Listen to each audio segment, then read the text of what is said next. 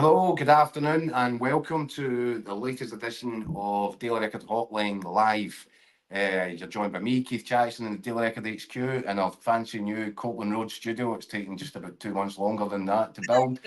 The James Basgrove suite. Yeah, Scotty McDermott. It feels only about 2 hours ago since I last kissed you goodbye at Glasgow Airport arrivals. Exactly, this is ridiculous, honestly. Spend more time with you than my missus. I tell you what, they're getting their money's worth out, isn't they? Jeez, oh. Andy, how are you, Andy Newport? I'm very well. How are we, boys? Glad to see you both back home, safe and well. We're tired. We're flagging. I've got to be honest. What was it? A 5 a.m. alarm call this morning, Scott? Not that we were in the same room, you understand, but 5 a.m. 5 a.m. alarm call. This is how rumours start, boys. Well, those rumours started some time ago. Taxi to Zagreb Airport, flight to Frankfurt. Incredible bit of running about the behind the scenes to get onto the about a 20-minute turnaround. We managed to go onto a plane that we never thought we were going to be able to catch to get back to Glasgow. So, must have knew Jacko was coming. They had a personal escort for us, getting us off the first flight into the second one. It was great. I did have to tell him ahead that we've got a Hotline Live to film later on this afternoon, guys. So if there's any chance. Not all glamorous. This is people don't see the lengths we have to go to bring them the news for around the continent. I mean, it's the lengths you boys have went to get here today is remarkable. Fair play. Oh, it's frightening. I mean, it's our sort of commitment to the cause is sometimes it's stagger myself. We Scotty will tell you. Anyway, right to business, Scott. Don't know how you're feeling, if it's changed much from last night, but obviously another sort of a unhappy ending, another sort of hard luck story, another kick right in the hall Moyes for Steve Clarke and Scotland in a Nations League group, which is becoming a little bit hard to bear, isn't it? But I think you and I both agreed for the third game in the trot, you sit, you're watching it, you're happy with the level of performance that Steve Clarke is getting from his players, but moreover, and more importantly, you're happy with the style, the sort of tweaks, the more aggressive front foot Scotland. It was a Scotland that we didn't see at the Euros. It's a weird situation, Jacko, because I remember before this Nations League campaign started, we were talking about Steve Clarke being under pressure and how he had to show something in these games, had to get results. And here we're 3 games in, we've not picked up a point yet, but we're actually reasonably happy with how the team are playing. I mean, it's a bizarre situation. I mean, last night was not unlike the previous 2 games where I think we both agreed performance level was good, change of shape worked, despite a raft of injuries, call-offs. The team that went out there, I thought went toe-to-toe with a good Croatia team, and certainly looked as if they belonged at that level. And yet, it's just that last bit, coming away for these 3 games, whether it's been poor decision making, late goals, VAR decision going against us last night. So it's another defeat. It's this stat that we keep wheeling out. It's now 1 in 15, which doesn't make for good reading, obviously, for the manager. But how do we feel 3 games into the Nations League? I think given what we've seen at the Euros and given the complete dejection we felt coming back for Germany, I feel relatively positive about where we might be going again. Andy, you obviously weren't there with us. Are we guilty of getting kind of caught up in it from, being too close around the squad? That I think that from what I see from coming home, looking at some of the comments, which we'll go through from our viewers and readers, not happy. So are we guilty of, being too protective about Scotland and about Steve Clarke just now? I'm not sure that we've really tapped into the mid of the nation. What you feel? It definitely feels to be. I mean, I did the hotline to the paper this morning, and I think there's a swathe of comments. I think you've got some of them there that indicate the strength of feeling. But I must say, I find it hard to disagree with what Scott says. When we think about the performance levels these last 3 games, you know, as you say, we've played in a sort of front foot manner, something we never really get close to doing in Germany. We've been unlucky. You know, you think Poland at home, it's 3 really poor individual mistakes that have cost us there, and a last-minute penalty. You know, we've been brave. We went to Lisbon. We've got a goal. We've defended stoutly, and it's taken, you know, probably the greatest goal scorer football's ever known to unlock his 3 minutes for time. And then here, you know, we're up against, you know, one of the most decorated midfielders the game's ever known, and you know, our midfield, it's sort of more than matched them. We've looked good, and but not for a fractional offside decision, we get a decent result over in Zagreb. So, and then you take it in the fact that the squad's been absolutely devastated by injuries, decimated by injuries. I mean, you've got 10 guys out. I think if you add in Callum McGregor, there's a full team of players that are missing. Obviously, he's retired. So I think there's enough reasons why Steve Clarke should be given the benefit of the doubt for now. I think you know, you think you get a few more of those guys back for the next window, then perhaps. Obviously, all eyes are now sort of looking ahead towards the March start of the World Cup qualifiers. You know, I think there are mitigating factors that would say why we should be showing faith with the manager and showing faith with this team. Yeah, and yet the fact remains that, as Scott said, 1 win from 15. And in any other set of circumstances that I can remember around any other Scotland manager, that's a sacking offence. Yeah, but then I think the mitigation, again, in Steve Clarke's sense, is this a guy who has perhaps earned a bit of a break. We've been 2 decades in international wilderness, looking on, watching as other nations, smaller nations than us, have been going to tournament after tournament where we've got nowhere close to it. Then Steve Clarke comes along and gets us to 2 Euros, gets us to a playoff for a World Cup. I think he's earned a wee bit of respite, a wee bit of a wee bit of time. I think, yeah, listen, I think it's the fact that there has been progress shown in some of these performances. If there is, you know, if these had been as bleak experiences as the summer was, then yeah, it probably has to go. But I think we've seen, especially in these last 3 games, that yeah, there's signs that if this is the approach he's going to take, then it can be worth sticking with. But again, it has to be something. It has to give us something else on Tuesday night against Portugal. And if he gets, you know, if he gets a reprieve into the next month, then it has to be an upwards trajectory, and eventually that has to come with a result. If it carries on with this, and you get to March and you're 1-1 in 17, 18, then I think at that point, you know, questions have to be asked. Right. Well, okay. If questions have to be asked, does that mean that we do contemplate a change? Because now the reason that I bring all this up is because going into the Nations League, as Scott said, if we'd went into the Nations League and performed more of the same from what we saw and what we witnessed and what we sort of, I felt pretty embarrassed about during the summer at the Euros, if it was more of the same and the results had stayed as they have been, 3 straight defeats, then I think by now I'd be calling for it. I'd be saying this isn't working. This has to change. Now, I don't think Steve Clarke takes criticism particularly well.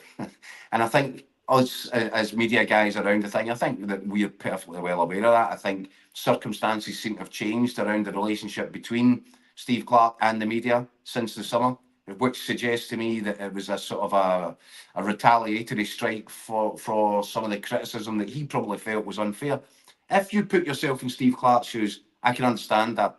Yeah, it's unfair. I've just taken, you know, a country that hasn't been to a major finals in over 20 years, I've just taken them to 2. How dare you question me? I can see why that would get under his skin. Why it would annoy him, and why he might have felt he was getting a hard press, when in fact he wasn't. There was some critical stuff, but it wasn't personal. It certainly wasn't over the top. What encourages me, Andy and Scott, is that I think he's listened to it. He wouldn't have liked it, but he's listened to it. He's not ignored it, and he's made the changes. And what we're seeing from this Scotland side, from the tweaks that have been made, whether it's tactical tweaks or a change of mentality as well, I think he's worked on that. This is different Scotland. And I think, you know, we talk about credit in the bank. I think he's maybe used that up, and he'd used it up going into the start of this Nations League campaign. But I'm just going on what I've seen the last 3 games. I'm happy with it.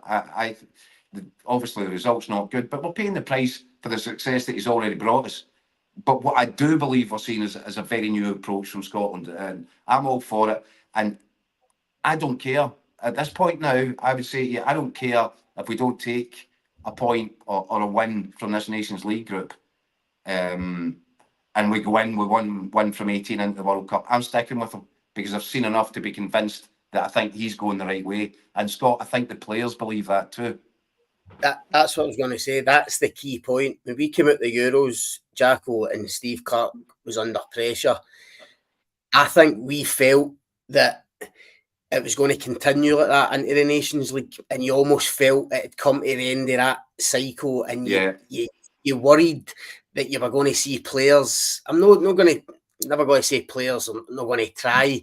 You know what it's like when maybe a manager's just ran his course, and you just think this is going to come to an end at some point. You're going to see this kind of demise, this decline.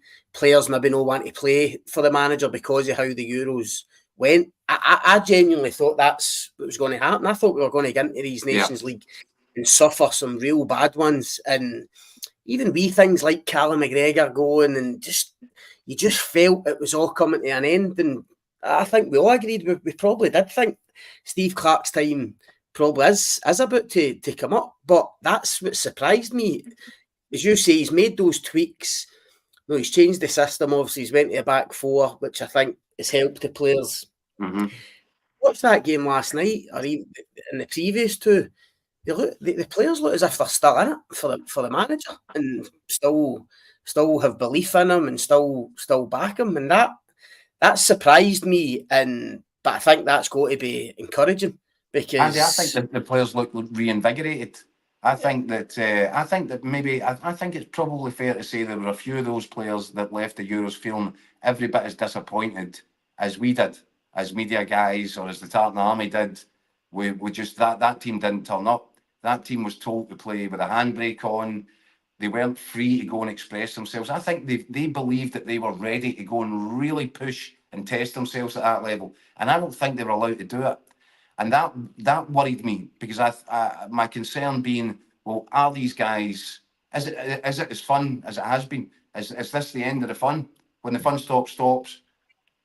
Is that it? Is it? You know, do you think, oh, well, can I really be bothered going here and get embarrassed again?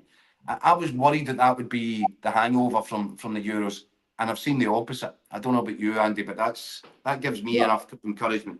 I think it would be easy, especially with the number of call-offs, for Steve Clarke to sort of revert to that type that he was during the summer and just go, we'll just be cautious, we'll not get the bodies, you know. But I think what's actually helped is you've a couple of characters coming into the squad, or coming back into the squad that weren't there over the summer. Maybe that's just brought a bit of freshness. I mean, like Ben Doak, for example, you know, he's come in, and all of a sudden you've just got this bright spark that every time you give him the ball, he's running past somebody. Now, I don't want to overhype the boy, because he's got a lot of, you know, he's going to have a lot of pressure on his shoulders as it is. There's still some things for him to work on. I think his final ball can be tidied up, but there's so much there that just gives you optimism for the future. There's an attacking talent we didn't think we were going to have. You get Craig Gordon coming in, it's a great story again, but you're going, well, he's there in form, because, you know, you look at Angus Gunn's performances of later on. Obviously, he was out injured this time, but I think there's an argument that maybe Craig Gordon should have been in there on merit, because he's playing well enough. John Souttar has had a really sort of up and down time at Rangers, but the last sort of month, 6 weeks, he's looked back to his best. You throw him back to the team. There's just wee bits of freshness here and there that I think helps lift the staleness. And I just think that, again, I think this is Scotland's best approach, is just to be a wee bit bolder, sitting in and hoping that we don't get battered. I just don't think so. I think we as a psyche, we have to have a go. Be prepared to go and have a go. And I think you saw that in the early stages of the qualifying campaign. You know, Spain come to Hampden, and we actually had a go at them. We didn't sit in that night.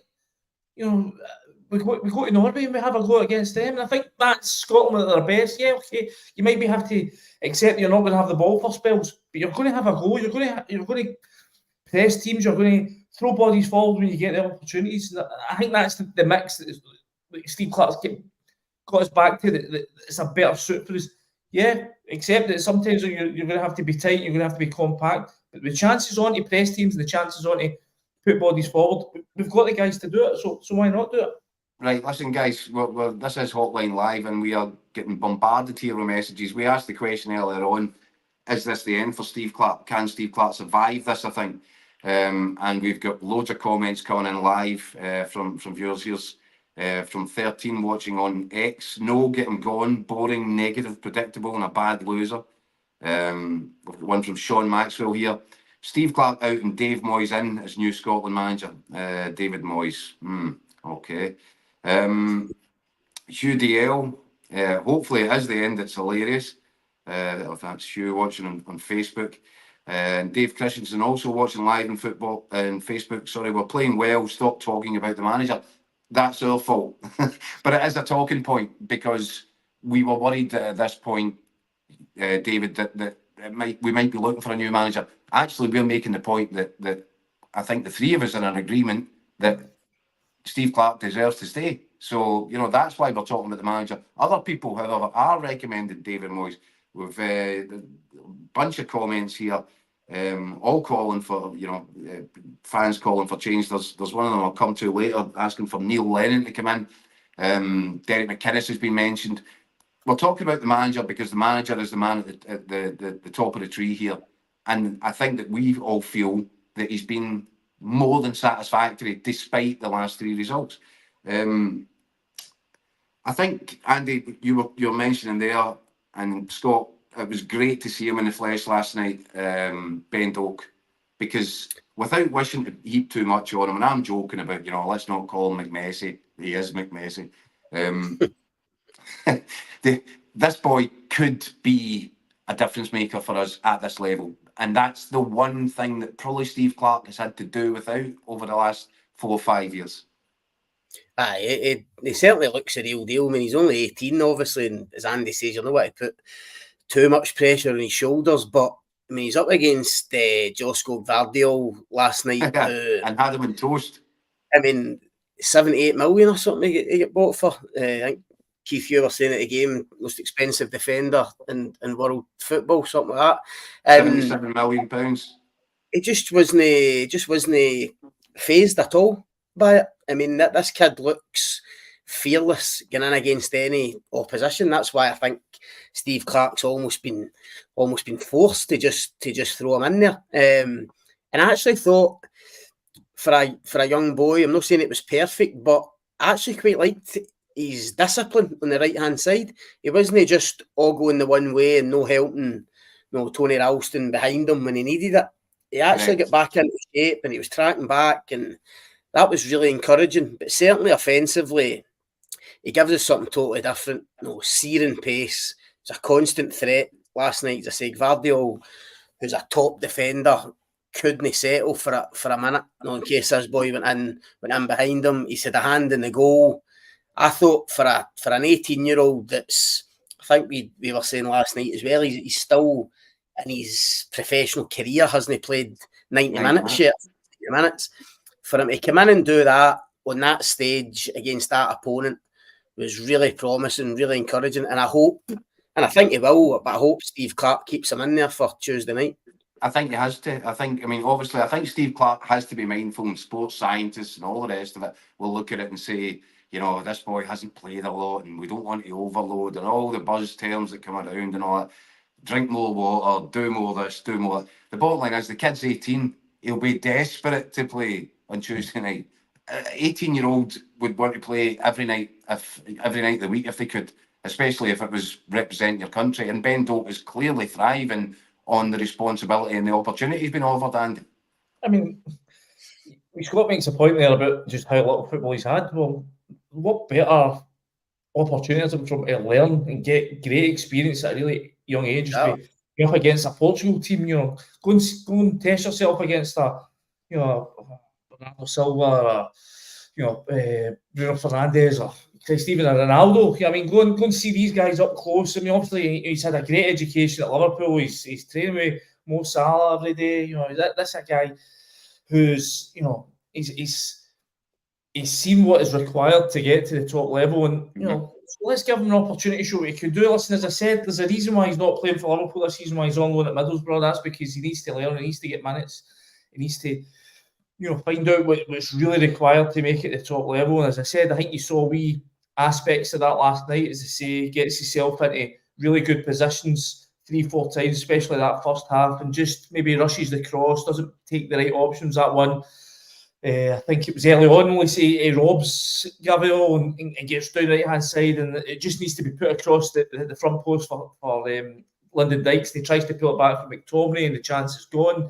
Gets even there's a part in Christie's goal. Even then, that's a bit lucky because the boy shanks it to Ryan Christie. So, but I think there's enough there that says, I think we need to stick with this kid. We need to give him the minutes. Let's not be scared of burning out youngsters early. I mean, you look at Spain, look at what they've done with their young crop, taking them all the way to a Euros final, Euros victory in the summer.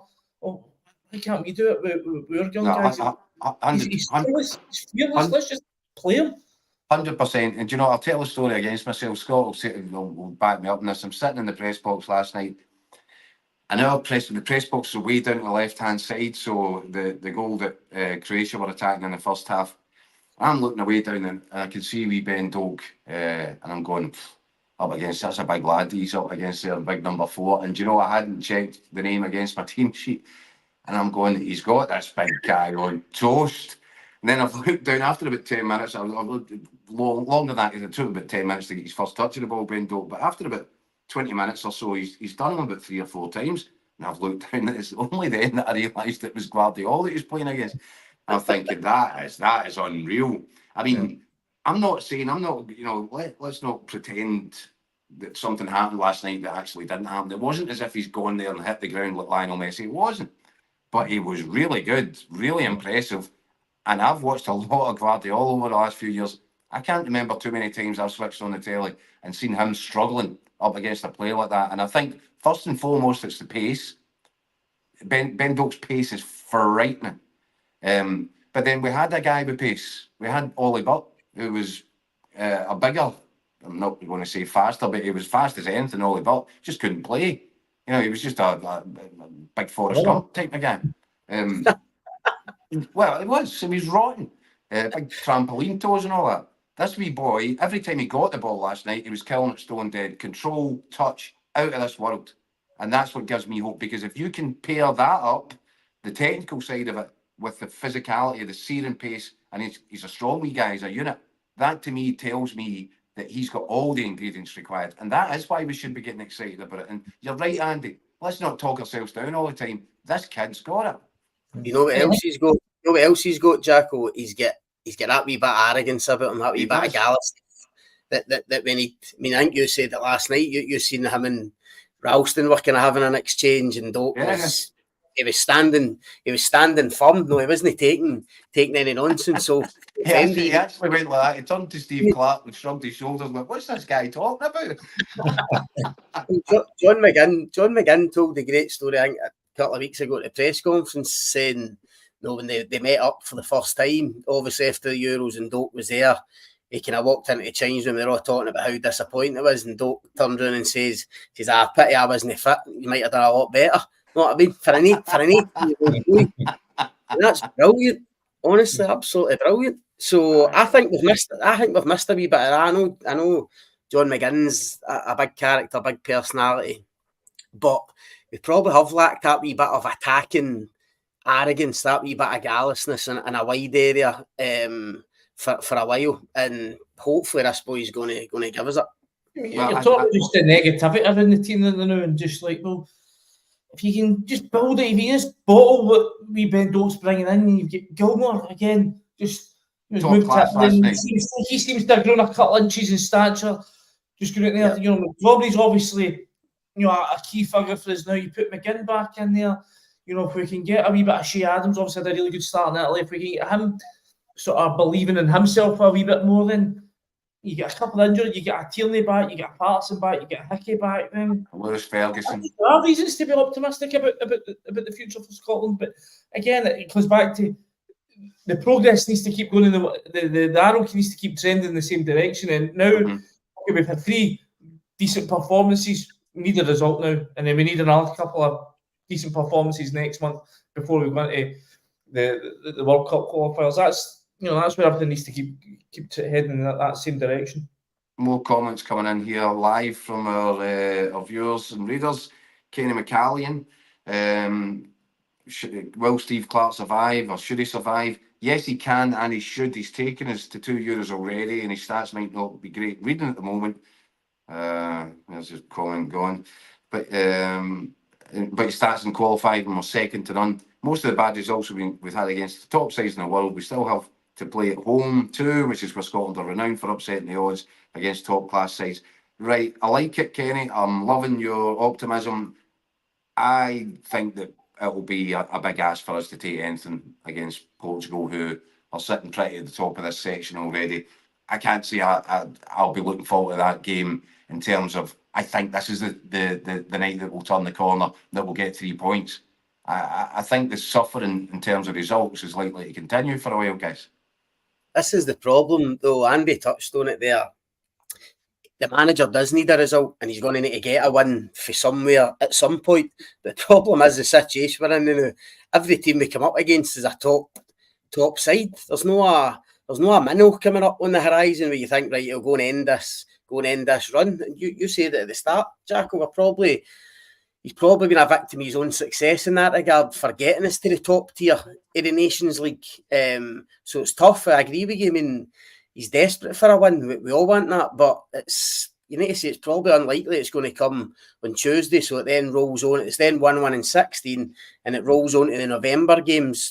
Poland and Croatia again, where you would hope he's obviously got a better chance of getting that elusive victory. But all I would say is, in terms of playing the top nations, I said this to you the day when we took on the big glamour friendlies against England, France, Holland, and I know we played well in that Holland game, but the defeats were heavy, and they really affected us. And sapped the spirit out of everybody, didn't they? I lost a lot of goals. I would argue, in these last 3 games, we're playing teams of a really good calibre, but at least we're in them. We're in the games. It shows progression. It shows progression. That's what the manager's always said, isn't he? He's always said we need to try and get to the top tier, be competing against the top nations, and see development, see progression. And as hard as it is to accept now because of this winless run, you probably need to agree with me. I think there probably has been a bit of progression in that regard. Agreed, but you were talking about results. Here's Alan Brown on Facebook watching us live just now. Results are the most important. Steve Clarke's team have failed to produce for some time. Something has to change soon. Failure should see the end of Steve Clarke as manager. Again, I was worried that this was going to be the attitude, that fans will look at nothing more than the bottom line, as they're perfectly entitled to do, as we have done ourselves in the media, and say, well, 1 win from 15, 1 win from 16, 17, 18, that can't happen.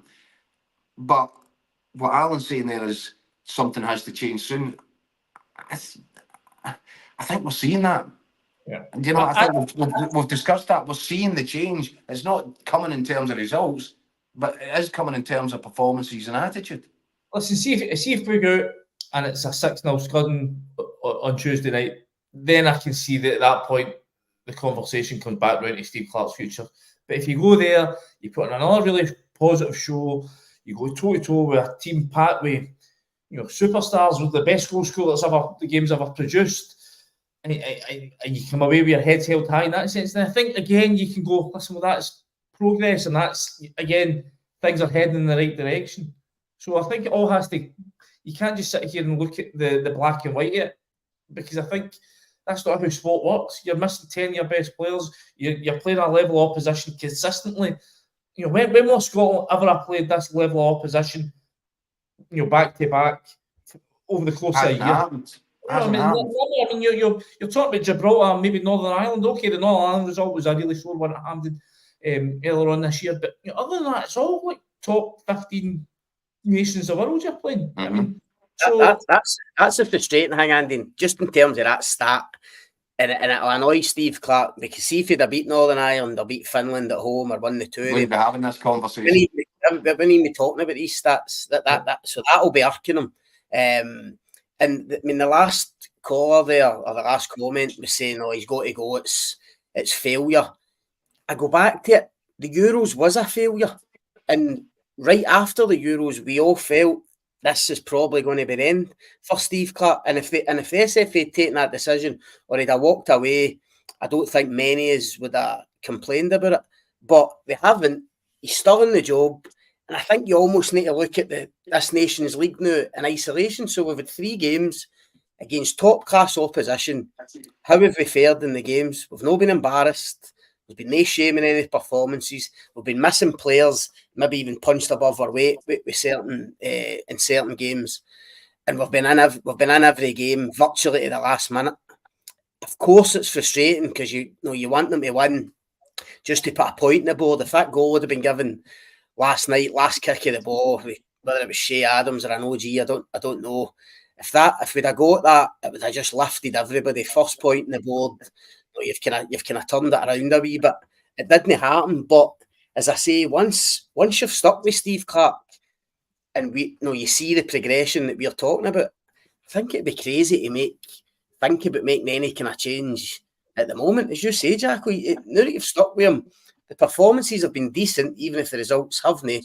So you need to stick with him for the start of the World Cup qualifiers. I'll throw this in just now, boys. Not because I think it's a good idea. Right? I may have expressed that opinion previously, but we have got comments here from a number of people who believe the time is right to make a move for David Moyes. We have got some others that don't think it's a good idea. Covenanter05 watching live on YouTube. David Moyes is not the way to go. But there are people who are putting their hand up for Moyes. Just looking through some of the comments and.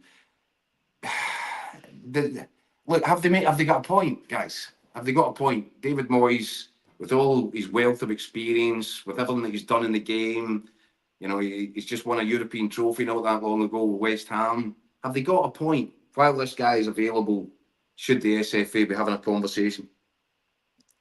They've got a point because he's calibre. I mean, I get it, and I know you're known favourite, Jacko, and neither am I at the moment, certainly. And even if Steve Clarke was to go, is Davy Moyes the right guy to come in? I'm not sure. Listen, in terms of his CV and what he's done in the game, I mean, you mentioned the West Ham thing. The job he did there, I think, was pretty incredible. That last spell he had, as you say, winning the Conference League, winning the European trophy for West Ham. Unbelievable. You think the players he's worked with down there, the jobs he's had. So, a guy of that calibre, you've got to have a look at. And as you say... So would you be having a conversation with him, Scott? If you were in Maxwell, you picking up the phone to him saying, listen, we're not sure about this, we're not sure what we were going to twist, if we're going to stick or twist. If we decide to make a move here, would you take the job? Is that the conversation you would have? No, I wouldn't at the moment because of everything that we've said about Steve Clarke. But listen, I wouldn't rule out.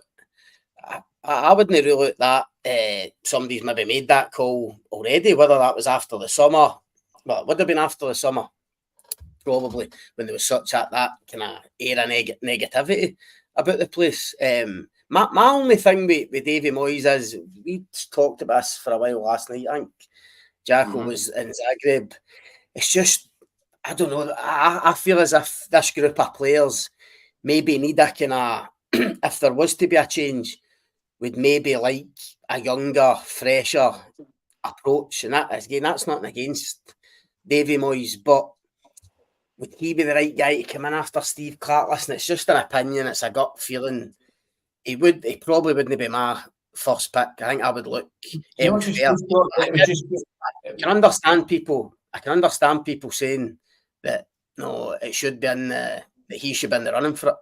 Well, Andy, would they he's maybe just a wee bit similar in kind of outlook to Steve Clarke. So if you're going to make a change and you're bringing in somebody who probably sees the game in a kind of similar way, is that really going to produce the kind of change you're after? You're not looking for somebody that's a more, for better a word, progressive in terms of how he wants to play, how he sees the game, how he wants the game to be played. Well, that was the problem why the West Ham fans struggled to take to David Moyes, wasn't it? They weren't having his brand of football for a long, long time. And even when it was successful, they were quite glad to see the back of him. But if you're going to get rid of Steve Clarke and you think, and the argument is he's too negative, he doesn't get won his games, and you bring in the guy somebody else who's going to pretty much set up the team in a kind of fairly similar way, and is going to have the same might be arguably even more cautious. Yeah. So, but however, Andy, this is the one thing I'm guessing from your answer there that you probably won't agree. But if David Moyes in the next 6 months should take a job where it's, because you know what's going to happen. Chairman, owners down south are going to start panicking. Results aren't going well. Their team's starting to drop dangerously close towards the relegation zone of the Premier League. There's millions and millions and billions of pounds at stake. One of them might think it's a good idea to pick up the phone to David Moyes, and that he's the new Sam Allardyce. He's your guy. He'll get you out. And then if that happens, and the SFA decide that they want to make a change before the World Cup, they'll be accused of missing the boat. Why did you not act? Why did you not get a hold of David Moyes when you could have done? Are they strong enough, the SFA, to say, because we're doing the right thing? But then again, it comes back to what we've just spent the last half an hour talking about and saying, listen, Steve Clarke deserves time. He's earned that, right? He's taken us to 2 tournaments. The team, you've decided to, for better or worse, after the Euros, to keep him in place. And, to an extent, I think that's what we've all been agreeing on, the slate. That's maybe not the right expression, but it's been wiped clean a wee bit in that sense. So you can't have it both ways. You can't criticise them for showing faith in a manager who's showing signs of getting things turning around, and then going, but you should have been getting somebody else when you had the chance. But this is the thing, and you know what fans are like. Fans are fickle. There'll be some fans that are agreeing with every word we are saying about Steve Clarke. There'll be another section, and we're seeing the comments coming in. They're coming in a lot, saying that it's time to make a change. Now, I think these guys are wrong, with all due respect. I think that the right thing to do is to stick the course with Steve Clarke just now, because there are signs that he's getting it right. But the guys that are in charge of the SFA, they're thin-skinned as well, and that's what worries me, is that, what if I get a bit of grief here? Well, let me tell you, Maxie, if you're watching, do the right thing, stick, don't twist, don't bow to pressure, because right now, I think we're heading in the direction that we should be as a national side. And here, just to prove it, here's a guy that knows what he's talking about. Jim McSorley from Bothwell. The big wigs at hand didn't have to stick with Clarke. Performances were picked up since the Euros, and the results have been no embarrassment. He's spot on. So that's really the end of the argument, because if big Jim McSorley for Bothwell says it, then who are we to disagree? The bottom line is, I'm pretty sure, and I think you will agree, Steve Clarke will be in situ for the start of these World Cup qualifiers. Now, depending on the draw, it's tough to qualify for this World Cup, but depending on the draw, the first game we come up against, where we're expected to win and we have to win for qualification, if that doesn't go well, he's going to come under major pressure again. And I would suggest if the first 2 or 3 games in that qualifying campaign goes badly, then it'll probably be the end for the manager. But I just don't think there's any merit in talking about it just now, because he's not going anywhere, I don't think, in terms of the next 3 games. Here's Sheldon Hoskin joining us live on Facebook. On the point of taking Moses, we got Steve Clarke on what merit? Moses? Is it time for a miracle worker? He comes back and corrects himself. Oops, Moyes. Well, that was going to be a partner of the seas there. Right, no, so just in summary, guys, before we go, can we just talk about Billy Gilmour? Billy Gilmour, one of the biggest regrets for what happened to him in the Euros a couple of years ago, when he caught COVID and had to leave the camp before the game against Croatia, was he was desperate to get out in the same pitch and play in the same midfield as one of his heroes, Luka Modric. And he believed, even at 19 years old, that he could go out and just prove to Modric that he was a good player. Well, I think he can you can consider it mission accomplished after last night. I thought Billy Gilmour was absolutely terrific in the centre of that park.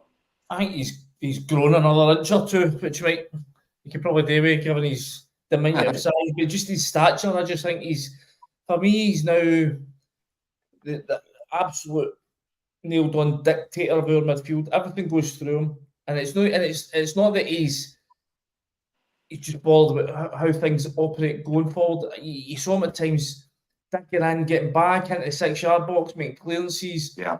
You know, attacking runners. I just think that this is a kid that we should just be building our team around. I think he's the absolutely real deal. I think going to Italy will be good for him, just giving him another sort of tactical influence in his game, and just seeing how other nations, other coaches go about things. He's obviously had a really good schooling doing at Brighton as well under De Zerbi. So I'm excited about if we can really just get the team operating at his tune, and you know, let him just be the guy who dictates how we play. Because I think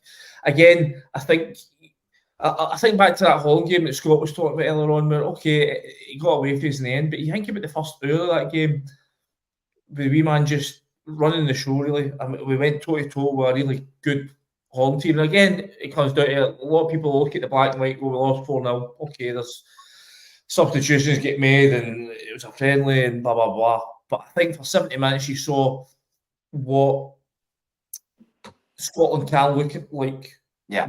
We give him the license to be the guy, the orchestrator in midfield. And for me, that excites me. And I think you saw glimpses of that again up against some real top class operators. Okay, Modric is 39, he's not getting any younger. But you saw, I thought he actually quite a quiet first half, but I thought you saw in the second half his class shine through, and he sort of dominated the spells of the second half. But I think there was moments within that where Billy Gilmour more than matched him. So I think there's a lot to be excited about with him in the team. Scott, you're not getting any younger either, and you know you're maybe not quite at your fighting weight that you were when you were at when you considered yourself a midfield maestro.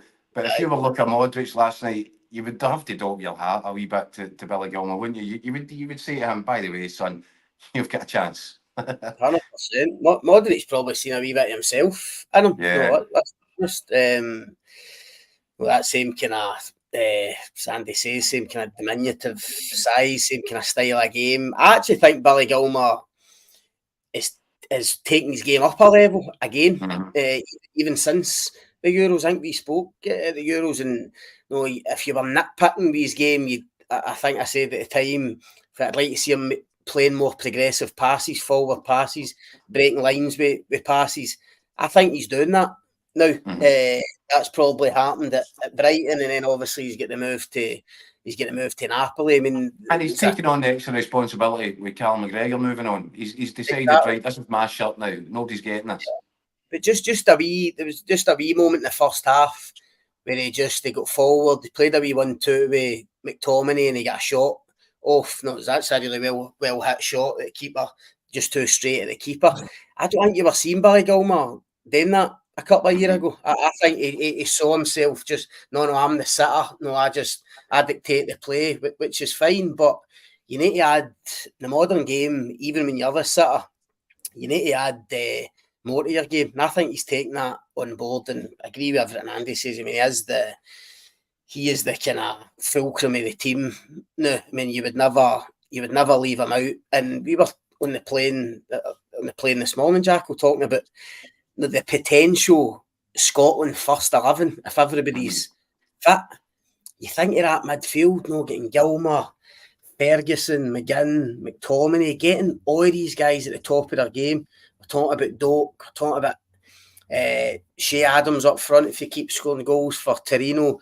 If you can get Hickey back at fullback, Tierney. I mean, honestly, if Steve Clarke could get his real strongest first 11, and with all the names that we've mentioned, that would mean your bench is probably filled with guys like Ryan Christie and Lewis Ferguson and people like that. Real quality on the bench as well. It's frustrating that we've been missing a lot of these guys, but as you say, Gilmour, midfield wise, especially with McGregor gone, Gilmour's the main man in there now. And you know what, guys? We're often accused of being kind of putting a down sort of a how would you put it? A sort of doom and gloom approach to the national side. We are the doom mongers. We are the guys that are always looking for the downsides. And yet here we are. We've just ended having a conversation about Scotland side, which has got 1 win from 15, and Scott McDermott has just summed it up. We're on the crest of something magnificent. That's what it does feel like. So I'm not having this. You know, we're often criticised for that sort of morose sort of attitude and Chemical McDermott there. everybody on bed. What's that, mate? Chemical Ali, Chemical McDermott. It's all right. Come on, everything's fine. No, he's spot on. Listen, there is reason to be hopeful, and there's reason to stay confident. There's certainly reason to stay with Steve Clarke, and there's most certainly reason to stick with Hotline Live and come back to us again tomorrow night. Join us on the socials, send in your comments, get involved, and we'll speak again soon.